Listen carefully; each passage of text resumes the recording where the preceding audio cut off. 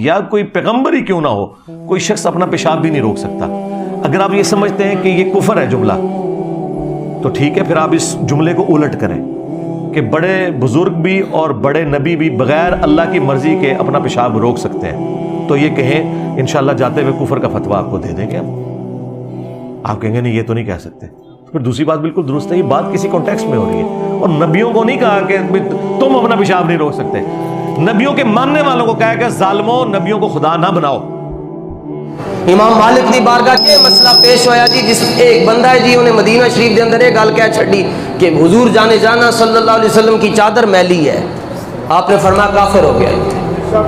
امام مالک کی بات کر رہا ہوں میں، ہم اندھی محبت کرتے ہیں اپنے نبی سے، لیکن کتابوں کے سائے میں کرتے ہیں، دلیل سے ہٹ کر نہیں کرتے۔ آپ نے فرمایا کافر ہو گیا۔ انہیں کہا جی انہیں چادر دی گل کی تھی پھر بھی کافر ہو گیا؟ آپ نے فرمایا ہاں۔ اس نے کہا جی ذات کی بات تو نہیں کی۔ آپ نے فرمایا خالی چادر نہیں ہے، اس چادر کو جسم مصطفیٰ کے ساتھ لگنے کا اعزاز بھی تو حاصل ہے نا۔ اس نے کہا جی پھر وہ حدیث میں تو آیا ہے کہ چادر پر مٹی لگی ہوئی ہے۔ فرمایا نہیں، خالی اتنا آیا کہ مٹی لگی ہوئی ہے، مگر ہم نے یہ نہیں کہنا کہ میلی ہے۔ کہا کیا کہنا ہے؟ فرمایا اگر خدا توفیق ادب دے تو یوں کہو کہ مٹی نے چادر مصطفیٰ میں پناہ لی ہوئی ہے،